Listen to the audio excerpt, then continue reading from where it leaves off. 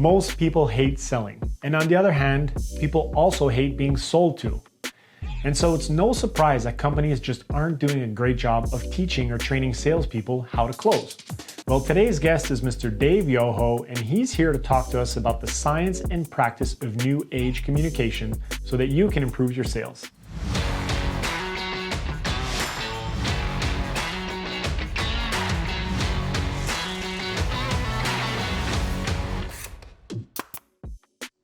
Hello everyone, and welcome back to the Contractor Success Academy. Stick around because this lesson is going to be epic. I've personally been looking forward to recording this one for a very long time. We're speaking with Mr. Dave Yoho, whom I've had the pleasure to hear speak a couple years back. And so the moment that I heard Dave speak, I told myself, we've got to have him into the Contractor Success Academy. Dave, thank you for being here today. Oh, you're welcome. I enjoy the pleasure, and to my Canadian friends. Thank you, Dave. Well, if you'd be so kind, I would love to introduce you. You've got a long laundry list of accomplishments, so I'm going to have to read this one out. So I've got your nice bio in front of me. I know most people already know who you are, Dave, but let's take a minute here and just kind of give the listeners, the folks who maybe haven't heard you speak or present or are familiar with all the great stuff you've done, who you are and what you're about. So today's presenter, folks, is Mr. Dave Yoho, who founded a roofing and siding company at 28, which eventually operated with 22 branches in 13 states. By the early 70s, it was the largest home improvement company in the United States with annual revenue of over $60 million, which in today's world would be equivalent to about $250 million annually. He's currently the president of Dave Yoho Associates, the oldest, largest, and most successful consulting firm, primarily working with home improvement, remodeling, and home services companies. They have a range of specialties. However, they are widely known for their in-home sales methodology, as well as teaching companies how to become more profitable. Dave's written numerous books, two of which have become bestsellers. He has appeared in over 100 training videos for Fortune 500 and industry companies. He has given speeches in all 50 states and 21 foreign countries. He is often referred to as the Dean of Modern Motivation and Training. I know that you're going to love today's presentation. I'm so happy to be able to sit in and listen in on this presentation. Mr. Yoho, can I call you Dave? Oh, yeah, by all means do so. And thank you for the nice introduction. I appreciate that. It's a pleasure to have you, Dave.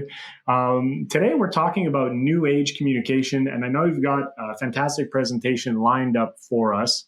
I'd like to start by better understanding, what new age communication is. And so if you can just kind of give us an intro into today's topic and what we're going to cover, that would be great. I'll hand over the floor to you, sir, and let's get the presentation fired up here. And what I do from time to time, I inject a slide to call attention to what I am speaking about. So if you bring up that first slide, please, we're talking about the science and practices of new age communication. And if I'm real lucky, that slide has showed up. And if I'm not so lucky, I'll tell you what it says on the slide.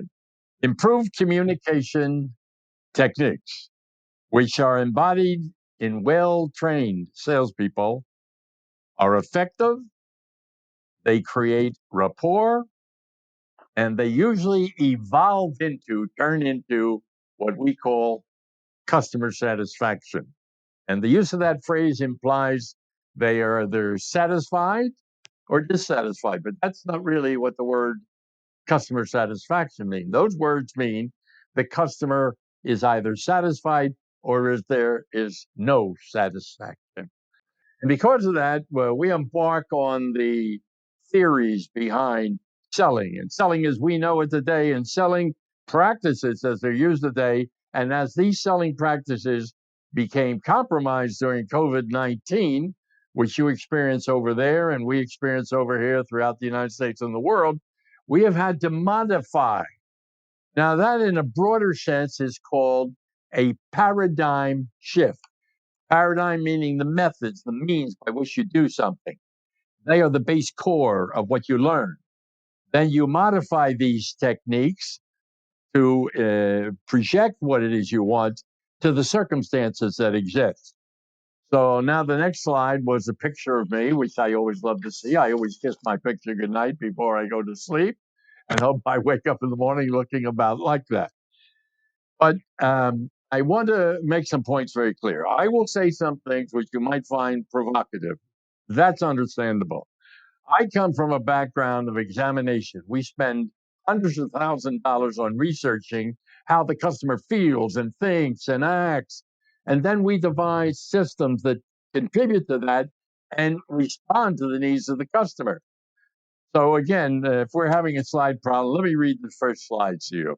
Whenever an interaction between two or more parties takes place for the purpose of establishing new ideas, exchanging goods or services, or the developing of a relationship. Doing all those things, some form of selling will occur. And the effectiveness of the person making the statement, the salesperson, will determine the outcome. Now, if you want to search the threads of what you experience as a contractor, the worst things to hear is your price is too high. We're getting other prices. It seems like a lot of money. I saw something for less. I've heard about something for less. I know you people are willing to break your price because this is competitive. And they are not positive statements. And in fact, they come about because in the early stages of meeting someone for the first time, this goes way beyond selling in the home. The two people are adversarial. One does not want to let the other know how they feel. So when you get to the home on a lead, which was said, yes, we want to see you, we'll give you sufficient time, and you knock on the door, the person comes to the door, and the first thing they say is, now keep in mind, we're not going to buy anything right now. Keep in mind, we're only getting prices, and we know we have to get at least 3. In fact, we've had 2 already, and we've gone down to Home Depot or whatever to try to solidify our information. And if you're not careful, you will become antagonistic to that because you had a purpose in being there. And suddenly your heart falls, you're crestfallen. These people were going to be a good lead. They were recommended. They were a referral. Why are they saying this to me? Because you're adversarial. They haven't met you. You haven't met them. And so there is no way to define the practice. Why is it that when people drive to go to a department store and they see what they want, the clerk comes over and says, may I help you? And 85% of the time, the person says, no, thanks, we're just looking. Neither of those statements are true. And because of this, we talk about whenever an interaction between two, and the reason I bring this up again, when these interactions occur between two or more people, you have people that are going to be viewing this that don't like to be seen as salespeople. We train lawyers. We train optometrists. We train dental practice people. So our training goes far beyond, and we work with engineers. And I had a contract with General Electric for 13 years. And I worked with all the different groups. Just remember, the conversation has to be beneficial to the listener. That's where a sales practice. So stop telling them how big you are, how wise you are, how great your trucks look, and all that stuff. That will come in important as you present your entire proposition. In the beginning, step 1 is to understand that you are to be present to the customer. So cut down your first person references and kind of talk about the other person. I want to make another point here that's a bit harsh. And the next slide, I'll hold it up for you to see. It says, most people do not like to sell. Most people do not like to sell, including salespeople. No, here's what you would like is to get the order, get the contract, get the money, get the deposit, perform the task, and then cash in the deal. That's what most people want to do. And they want to make it as easy as possible to do that. And what does that mean? Take away all the hurdles and boundaries that the people put up for you. And if you come back and you say to the person who gave you a lead, if you work for that, or even yourself, these people were tire kickers, these people were price buyers, no one could have sold them, you're decrying or denying your own abilities. Because what you're presenting is to value to them. It's presented to value to them, meaning their values. And so early on, we have to detect why that is there. And don't feel badly about it. If you're not the great outgoing sales type, personality, behavior, these people have invited you into their presence.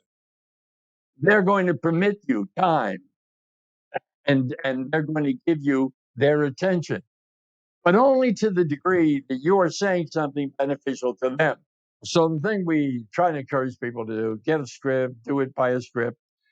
Don't fly off and start to talk about war stories or casual backgrounds and anything, because here's the second slide. The first was, most people do not like to sell.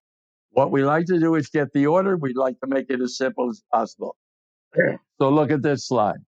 What does this say? Most people do not know how to sell correctly. So when you say that, you're embodying a lot of people who have the task anyhow. I want you to think about this. Your life experience, your history, all the things you've been trained to do and you do on a regular basis, you do because you're comfortable with them.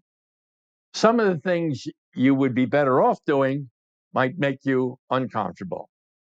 Now, I will tell you that we took a major survey. 372 companies were taken in this survey, and they went anywhere from companies that do as little as $8 million to companies that do hundreds of millions of dollars. And we want to get at the core of how business was this year.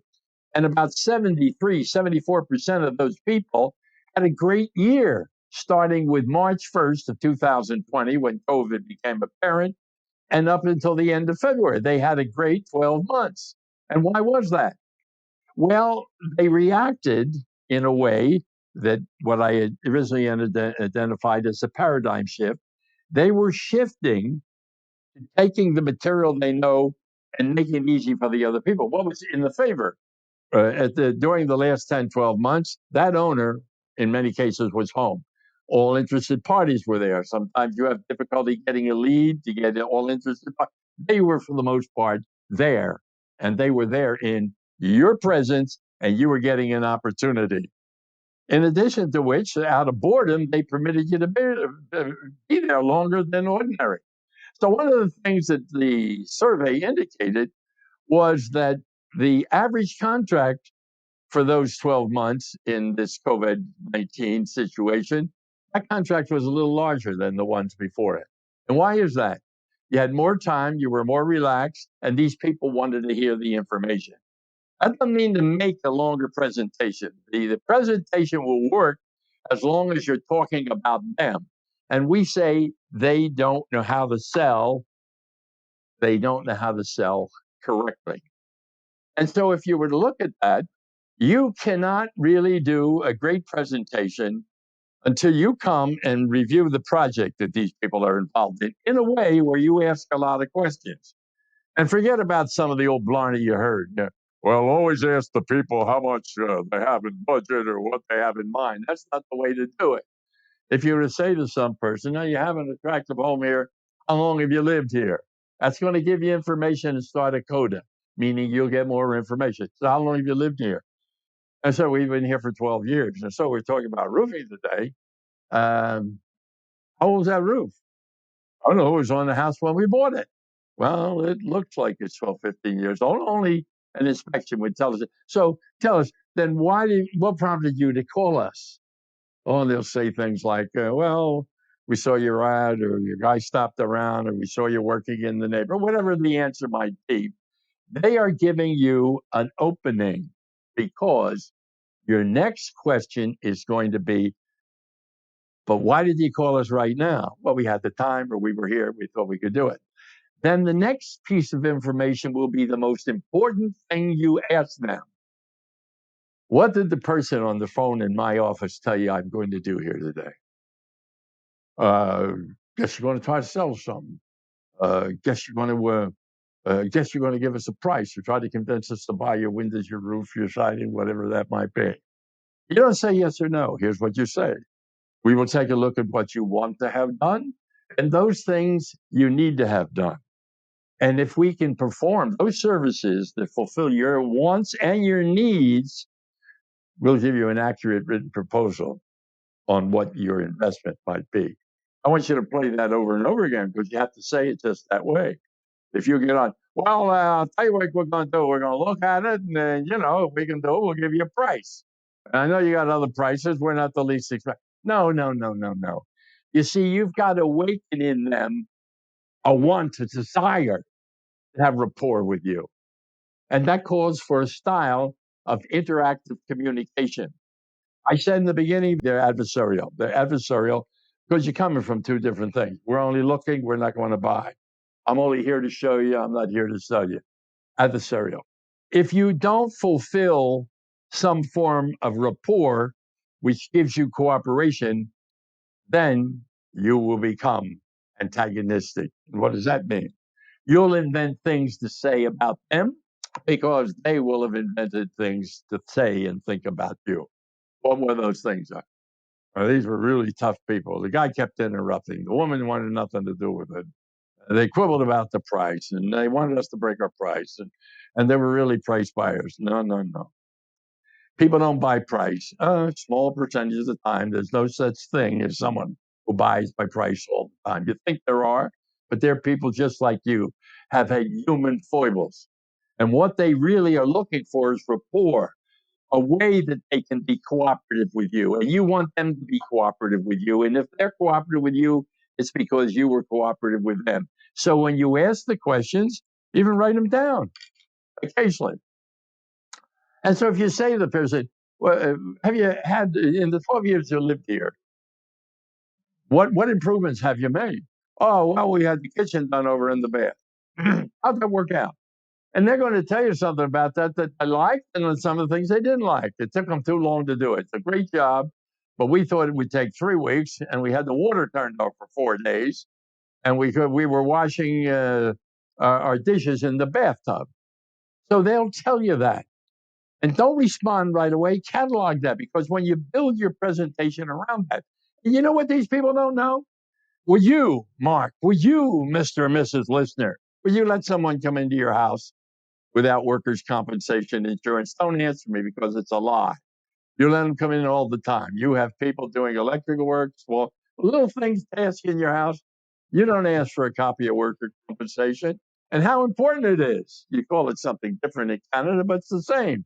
It's an insurance to protect you in case the people doing the work get hurt, and that liability is transferred to this policy. They don't have an insurance policy on their home. No homeowner insurance covers this. You don't tell them that right there because they don't even know that they need that. And if you're selling roofing, before you ever sell a roof, you should get up and see what the problems are. Often an interior inspection, which goes up in the attic area. Is the circulation of air good up there? Do you have moisture up there? You take a moisture with you or a smoke pen with you up there, and you are doing an inspection on something to call attention to some things they haven't considered. And if they're doing business solely with Chuck on the truck, if I offend you, I apologize. Chuck on the truck is the guy who will do it at the lowest price. And he most times doesn't worry about insurance because you can't even get it to begin with. And so that's part of the risk you take. Now, if we say to the people, and here, I wrote a couple books on this. One was called Above All You Need a Great Roof. Another was called Why Buy Replacement Windows. Wide circulation. They're not my best sellers. They're wide circulation. And here's what it says. The homeowner needs to have someone certify that they have workers' compensation, public liability insurance, that they're licensed if that's required, and it should all be on the face of the contract. And somehow when you present it, you present those things. Now, I don't want to stay too long on that slide because I'm coming to the next slide, which is, look at this one. Selling is the least understood function within most companies. And if I say to you, describe a salesperson, to me, what are you going to say? Neat guy, smiles a lot, tells a lot of stories, very cool and comfortable, got a gift with gab. Oh, well, we have a client who last year had a salesperson who had been a civil engineer for most of his natural life until he decided to retire at the age of 58. And at 62, he's the top salesperson in the company, made $280,000 in that particular organization, $280,000. And if you were to talk to him, he's kind of Mr. Everybody, and he isn't that outgoing, and he doesn't dress that well. So if you look at this, you're saying, what are we looking for? We've even designed a whole set of algorithms which enables us when we interview. I teach my clients to do is when you interview, get the individual to take a behavioral profile. We designed our own. I spent $185,000 designing this.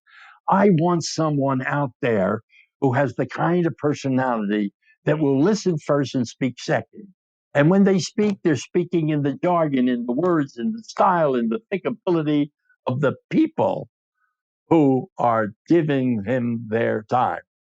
And then when you get all that information, you make it a part of your presentation. Now, many of your people, and I'm not downselling this, but many of your people have training programs. Many of your people worked for another company before they went in business for themselves. What do they bring with them? All the baggage. So we did this and we designed it's done electronically. And you could go on our website and see how it's done. Pretty simple, all electronic. And so when you get this, when you're interviewing someone, you're looking for behavior, not for glibness. Other guys say, well, I was the top salesman there, and then they changed the commissions, or you never have anybody that you interviewed that sold someplace else that said I was a failure because I cheated on the leads, and I would, despite the fact I was given a lead, I would call the people up and say, "Will you be home? Are you ready to spend the money? If we have the proper financing?" Because you want to make it easy. Everybody wants to make life easy. Won't work. If you're 50 pounds overweight and you smoke, you don't exercise, and you eat all the wrong foods, I'm going to tell you, you will have trouble losing weight. And if you lose 5 pounds, you say, look, I lost 5 pounds here. And then I would say to you, well, don't look around. It's following you. It's somewhere on your body. It hasn't gone away. Well, this is what selling really is. It's finding out what the core issues which are beneficial to those people. And you do it by a system. We call it a methodology. Methodology. And that's why we tell people that selling is a science. It's not an art. When you see a guy doing it well and doing it fast, it's an art form. This is not an art form. Now, here's another thing. You work for a company, you did well when you were trained, and you've seen this happen if you worked in a sales organization or if you have one. As a product or service increases in popularity and use, traditionally, the skills of those selling it diminish. How can that be? Go online sometime. Look up Dave Yoho. Go on YouTube and look for the doorknob close. You may think you know it.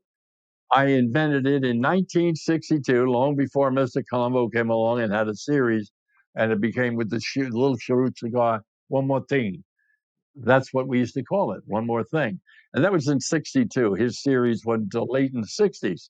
What is that for? If you're leaving the house and you haven't sold anything, just do this one thing and do it the same all the time. It's called a doorknob close. And go online, as you can see. It doesn't cost you anything to go online and watch it. Normally, at the conclusion of a presentation, which I'm about to make to you folks tonight, I get 3 kinds of responses. This is called the permission close.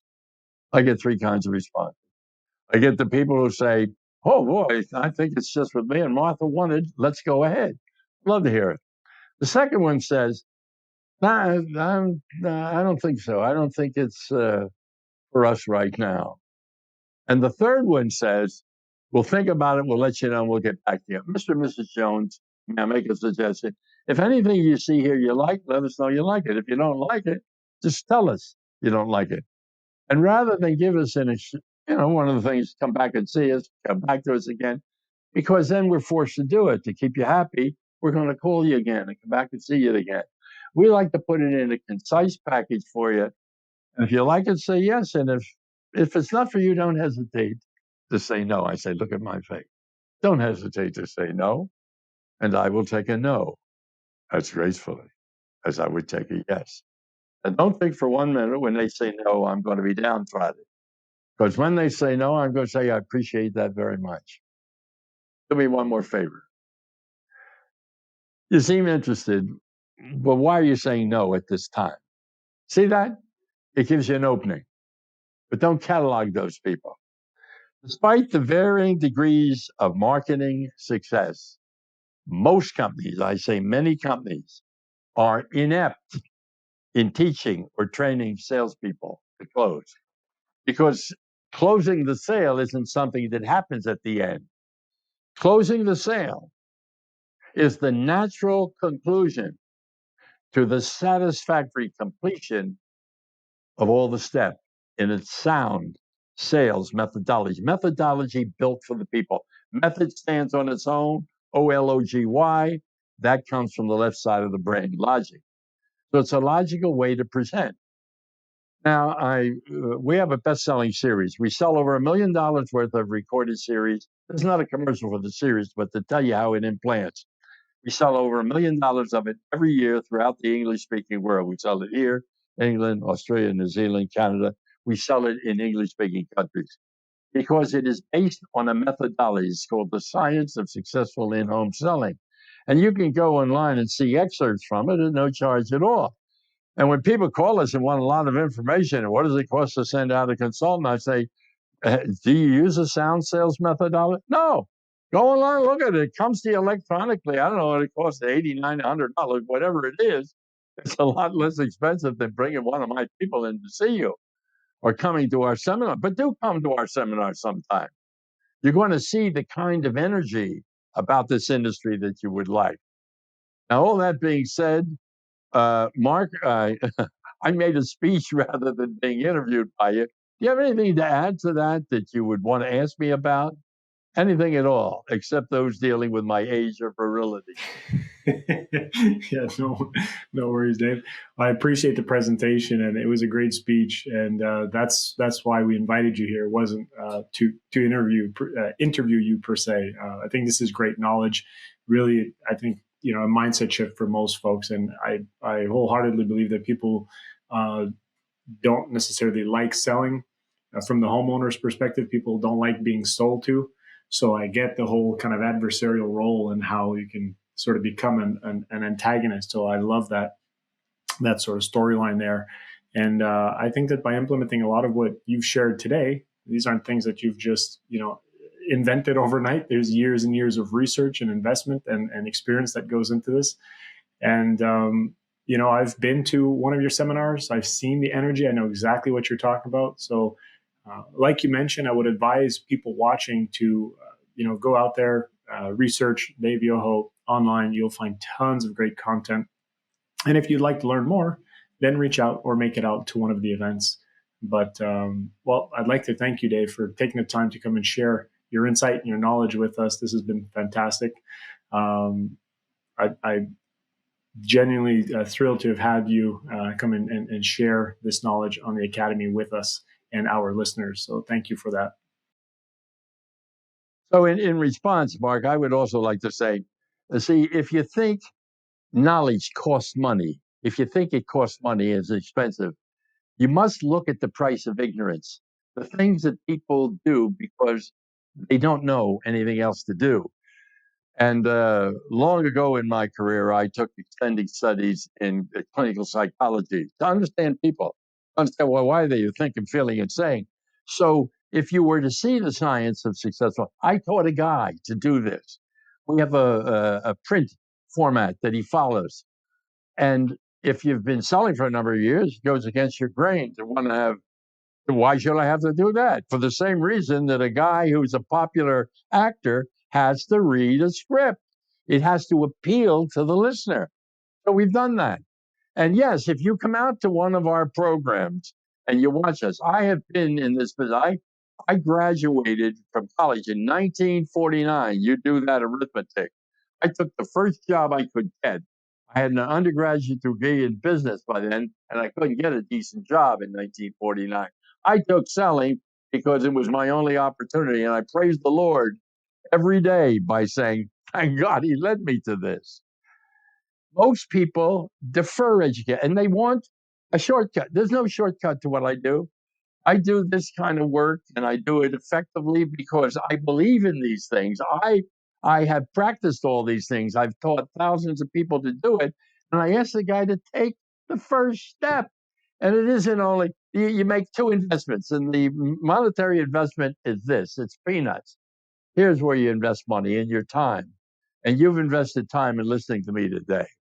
And we do a webinar, we'll get 1,000 companies on a webinar. And we watch to see who will tune out. And the style.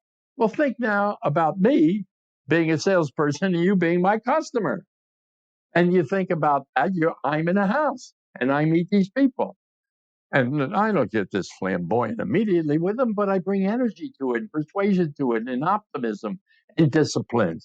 And I wrote a book about it called How to Have a Great Year Every Year. That's one of them, became a bestseller.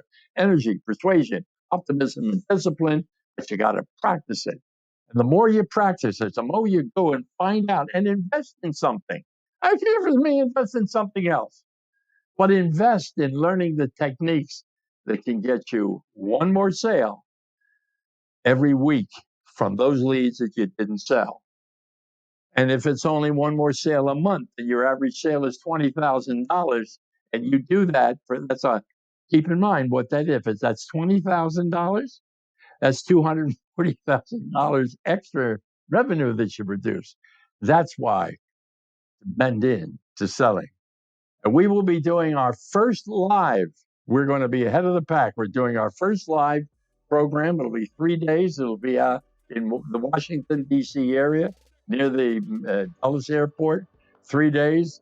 And go online and check us out and find out about it. It'll be a sellout.